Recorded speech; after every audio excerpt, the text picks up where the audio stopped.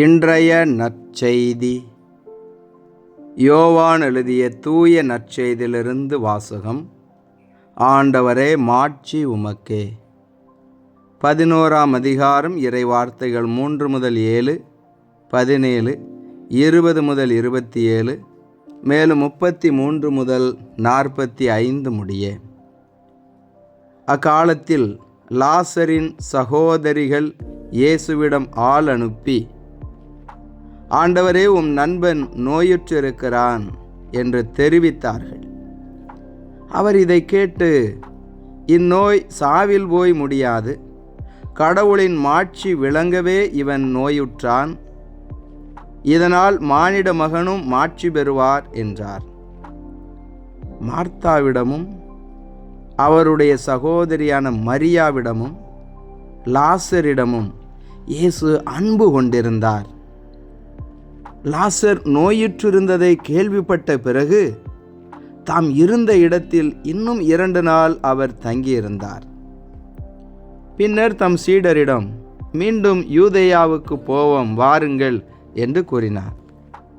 இயேசு அங்கு வந்தபோது லாசரை கல்லறையில் வைத்து ஏற்கனவே 4 நாள் ஆயிருந்தது. இயேசு வந்து கொண்டிருக்கிறார் என்று கேள்விப்பட்டதும் மார்த்தா அவரை எதிர்கொண்டு சென்றார். மரியா வீட்டில் இருந்து விட்டார். மார்த்தா இயேசுவை நோக்கி, ஆண்டவரே, நீர் இங்கே இருந்திருந்தால் என் சகோதரன் இறந்திருக்க மாட்டான். இப்போது கூட நீர் கடவுளிடம் கேட்பதையெல்லாம் அவர் உமக்கு கொடுப்பார் என்பது எனக்கு தெரியும் என்றார். இயேசு அவரிடம், உன் சகோதரன் உயிர்த்தெழுவான் என்றார்.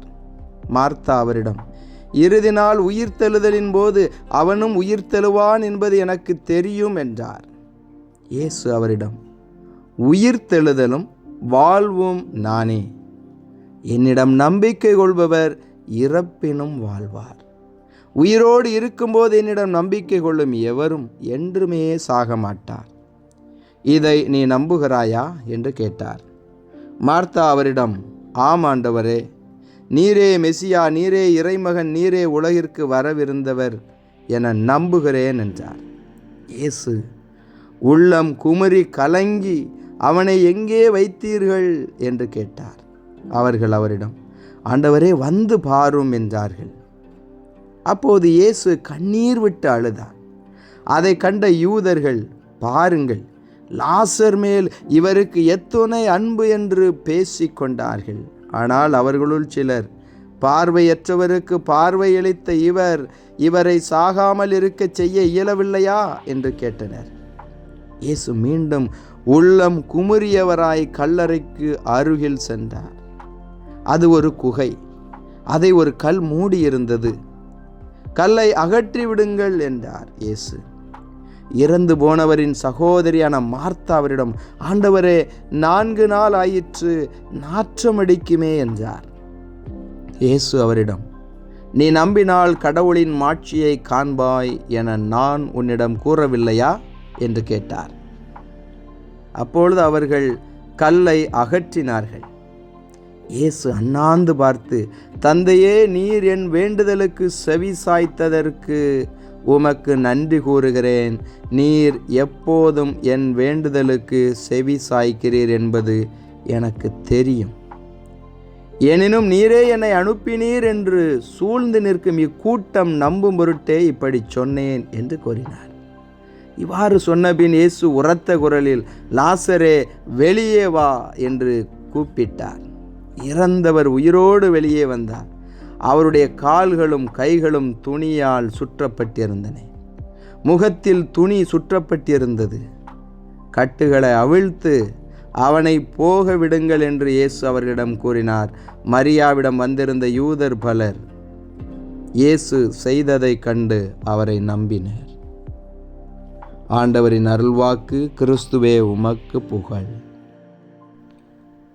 ஆண்டவர் இயேசுவில் அன்பார்ந்த இறைமகன் கேத்தலிக் டிவி நேயர்களே, உங்கள் அனைவரையும் உயிர்த்த நம் ஆண்டவர் இயேசு கிறிஸ்துவின் பெயரில் அன்போடு வாழ்த்துகிறேன். உங்கள் அனைவருக்காகவும் திருப்பலி ஒப்பு கொடுத்து சிறப்பாக ஜெபம் செய்கிறேன். தவக்காலத்தினுடைய 5ஆம் ஞாயிற்றுக்கிழமையில் நாம் நுழைகின்றோம். இந்த நாளில் நம் ஆண்டவர் இயேசு கிறிஸ்து இறந்த லாசரை உயிரோடு எழுப்பியதை நாம் வாசிக்க கேட்டோம். தவக்காலம் உயிர்ப்புக்கு நம்மை தயாரிக்கக்கூடிய ஒரு காலம். பாஸ்கா பெருவிழாவை கொண்டாட நம்மையே நாம் தயாரிக்கும் காலம். அதனுடைய ஒரு முன்னோட்டமாக இறந்து அடக்கம் செய்யப்பட்ட லாசரை கல்லறையிலிருந்து ஆண்டவர் இயேசு அற்புதமாக அதிசயமாக உயிரோடு வரச் செய்கிறார். இயேசு பல புதுமைகளை செய்திருக்கிறார். தண்ணீரை திராட்சரசமாக மாற்றியிருக்கிறார். பார்வை இல்லாத நபர்களுக்கு, பார்வை இழந்தவர்களுக்கு மீண்டும் பார்வை கொடுத்திருக்கிறார். நடக்க முடியாதவர்களை எழுந்து நடக்க வைத்திருக்கிறார். 5 அப்பங்களையும் 2 மீன்களையும் கொண்டு 5000 பேருக்கு மேலாக உணவு கொடுத்திருக்கிறார். காற்றையும் கடலையும் ஒரு சொல்லால் இறையாதே அமைதியாயிரு என்று சொல்லி அமைதிப்படுத்தி இருக்கிறார். தீய ஆவி பிடித்த மனிதர்களிடத்தில் இருந்து அந்த தீய ஆவியை ஓட்டியிருக்கிறார். இப்படியாக பல புதுமைகளை நம் ஆண்டவர் இயேசு செய்திருக்கிறார். இங்கே அந்த புதுமைகளின் உச்சமாக இறந்த ஒரு மனிதரை உயிரோடு கொண்டு வருகிறார். ஆம் அன்பு சகோதர சகோதரிகளே, கடவுளால் இயலாதது ஒன்றுமில்லை. கடவுளால் எல்லாம் கூடும். இறந்த மனிதன் கூட உயிரோடு வருவான். ஆண்டவர் இயேசு நினைத்தால் போதும். என் அன்பு சகோதர சகோதரிகளே, இவ்வளவு வல்லமையான ஆண்டவர் இதோ நம் மத்தியில் நம்மை தேடி நமக்காக இருக்கிறார். அந்த ஆண்டவரை பின்பற்றக்கூடிய பிள்ளைகள் சோர்ந்து போகாதீர்கள், நம்பிக்கையோடு இருங்கள். நிச்சயமாக சாவை வென்று உயிரோடு ஒரு மனிதனை ஆண்டவர் இயேசு கொண்டு வந்திருக்கிறார் என்று சொன்னால் உங்களையும் அதே ஆசீர்வாதத்திற்கு கொண்டு வர வல்லவர். இழந்த ஆசீர்வாதத்தை நீங்கள் மீண்டும் பெற்றுக்கொள்ளும்படியாய் ஆண்டவர் இயேசு உங்களை உயர்த்த வல்லவர். அப்படிப்பட்ட வல்லமையான ஆண்டவர் இயேசு தன்னுடைய நண்பர் லாசர் இறந்துவிட்டார் என்பதை கேள்விப்பட்டு அழுது புலம்புகிறார். உள்ளம் குமுறி அழுகிறார், கண்ணீர் சிந்துகிறார். ஆம் அன்பு சகோதர சகோதரிகளே, இந்த லாசர் எவ்வளவு கொடுத்து வைத்தவர் பாருங்கள். இயேசு எவ்வளவு அன்பு கொண்டிருக்கிறார் பாருங்கள் இந்த லாசரின் மேல். இப்படிப்பட்ட ஒரு நண்பர் நமக்கு கிடைத்தால் எப்படி இருக்கும்? தன்னுடைய நண்பனின் இறப்பு செய்தியை கேள்விப்பட்டு கண்ணீர் சிந்தின நட்பு உறவு இன்று நமக்கு தேவைப்படுகிறது. என் அன்பு சகோதர சகோதரிகளே, கடவுள் உங்களுக்கு கொடுத்திருக்கக்கூடிய அருமையான நண்பர்களுக்காக கடவுளுக்கு நன்றி சொல்லுங்கள். அதே போல நீங்களும் அருமையான நண்பர்களாக உங்களுடைய நண்பர்களுக்கு இருங்கள். நண்பர்கள், உறவுகள் நமக்கு மிக மிக தேவையான ஒன்றாக இருக்கிறது. ஆண்டவர் இயேசுவுக்கு லாசர் நண்பராய் இருந்தது போல நாமும் நம்மோடு இருப்பவர்களுக்கு நண்பராய் இருக்க வேண்டும். நம்மோடு இருப்பவர்கள் நல்ல நண்பர்களாக நாம் கொண்டிருக்க வேண்டும்.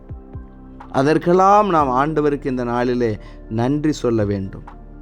லாசரின் இறப்பு செய்தியை கேள்விப்பட்ட இயேசு ஆண்டவர் கண்ணீர் சிந்தினார். என் அன்பு சகோதர சகோதரிகளே, இன்று உங்களுடைய வேதனையை பார்த்து யாராவது கண்ணீர் சிந்துகிறார்கள் என்று சொன்னால் அந்த உறவுகள் கடவுள் உங்களுக்கு கொடுத்திருக்கக்கூடிய பெரிய ஆசீர்வாதம். ஆம் அன்பு சகோதர சகோதரிகளே, இன்று உண்மையான நண்பர்கள், உண்மையான அன்புக்குரியவர்களை பார்ப்பது அரிதாக இருக்கிறது. சில தேவைகளுக்காக பயன்படுத்தப்படக்கூடிய நபர்களாக உறவுகள் மாறிப்போனார்கள்.